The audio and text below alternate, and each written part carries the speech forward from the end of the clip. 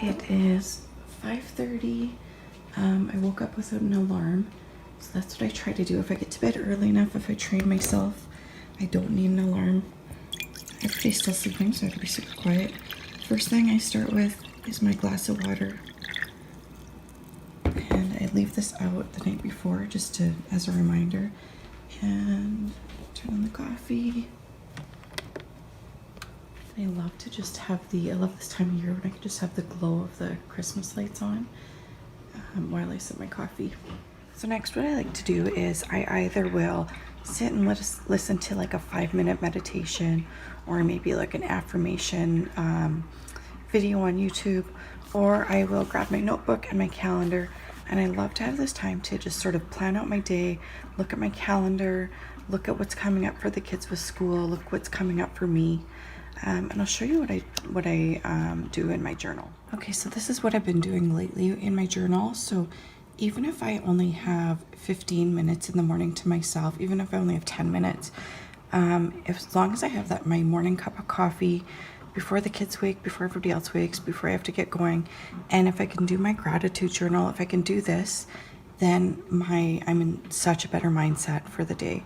So this is what I've been doing. First I'm grateful for, and this I've been doing for about 5 years, and it makes a huge difference. So you sit and you just think about what you're grateful for. When I first started doing it, I would say like, I'm grateful for my house, I'm grateful for my kids, the big things, but then I realized it's more effective if you think about just the very little things that you're grateful for that are happening right now or that happened maybe yesterday. So things like I'm grateful for Ashton and Easton playing so well together last night. So that's something I noticed last night. I'm grateful for my time to myself yesterday afternoon to sip coffee and scroll Pinterest, things like that. So even just grateful for the quiet morning time to myself to sip this coffee right now. Writing down all these things you're grateful for, you want to feel that gratitude in your body, and it'll have a much higher impact when you do that. Next, I go over to 10 dreams I made happen. So this I got from Rachel Hollis. You write down dreams that you want to happen, and you make it as if it has happened. I put a couple of examples that I use. So I am an exceptional mom with a close connected relationship with my kids. I'm an exceptional wife. Another one is we have our dream home with an amazing sunrise view. And then after you do your dreams, you do one goal. What's one goal you can focus on right now that's going to help you get to the majority of the dreams here? And then I added this on what I will accomplish today. So after you've done doing all this, usually there's like 1, 2, or even 3 things at the most that you'll accomplish today that will kind of help you get to these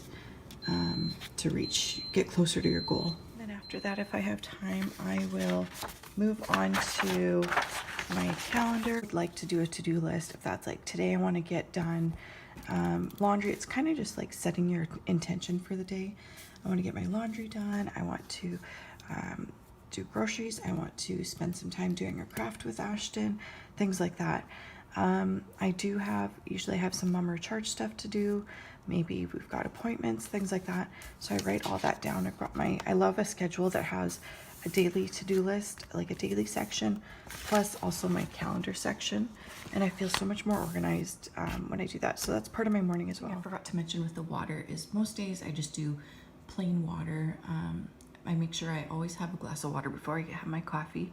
If I'm feeling run down, if I'm doing the cleanse, or if I feel like I have a cold coming on, then I'll do lemon water. So I'll do half a squeeze of lemon.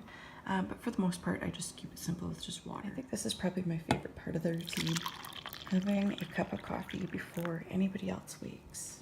And with my coffee, I find I always need something little to eat so I don't spike my blood sugar. It's a peanut butter protein bar. This has been my go-to. That it is high in fat, high in protein, lower in carbs.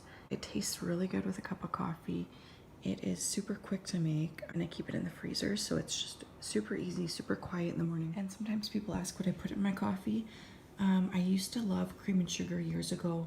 Then I slowly weaned off the sugar, and then I went dairy free, and I started doing coconut cream is really good, or just like a black coffee too. So if you love cream and sugar, it's just kind of whatever you're used to. Just slowly wean yourself off of it.